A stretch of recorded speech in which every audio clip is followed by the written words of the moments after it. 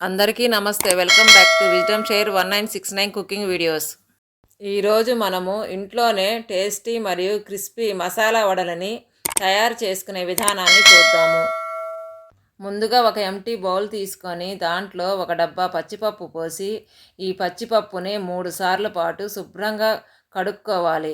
కడిగిన తరువాత ఈ పచ్చిపప్పులో అవి మునిగే అంత నీళ్లు పోసుకొని మూత పెట్టేసి ఒక 3-4 గంటల పాటు నానబెట్టుకోవాలి.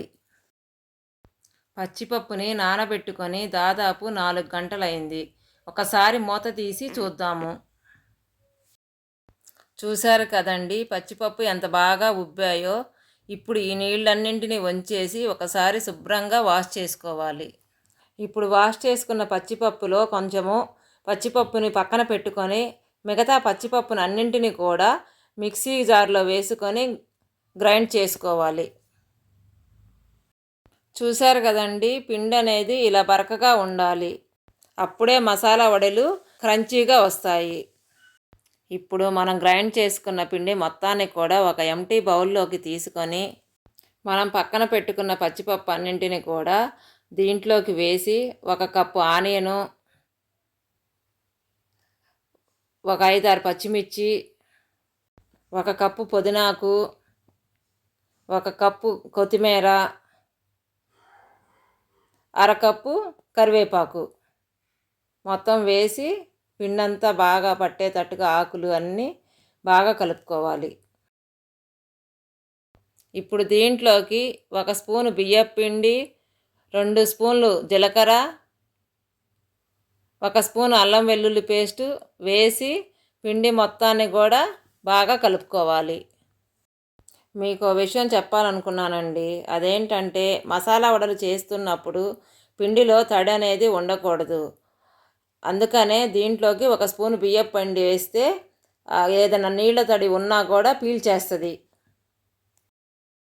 చూశారు కదండి, పిండి అనేది ఇలా గట్టిగానే ఉండాలి.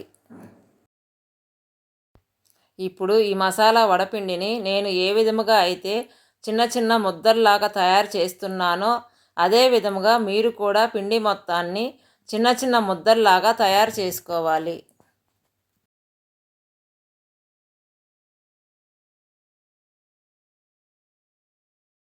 ఇప్పుడు స్టవ్ మీద ఒక కళాయి పెట్టుకొని దాంట్లోకి డీప్ ఫ్రైకి సరిపడేంత ఆయిల్ వేసుకొని మంటని హై ఫ్లేమ్లో ఉంచి నూనె వేడి చేసుకోవాలి.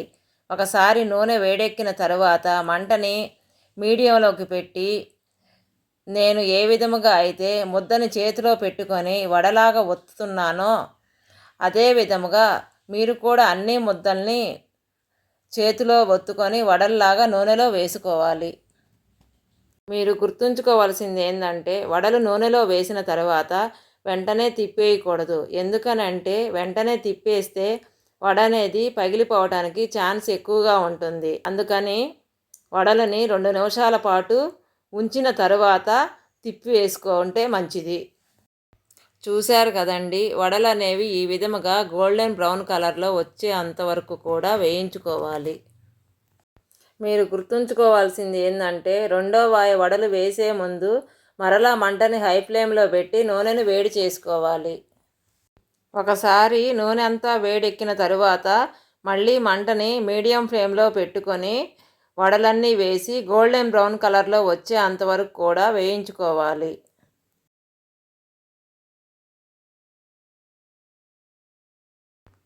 మనం మసాలా వడలో పచ్చిపప్పు వాడుతున్నాం కదా, ఇవి వాడటం వలన మన శరీరంలోని ఎముకలు అనేవి గట్టిపడతాయి. ఎందుకని అంటే పచ్చిపప్పులో ఐరను, కాల్షియము ఇలాంటి మినరల్స్ అనేవి బాగా ఎక్కువగా ఉంటాయి.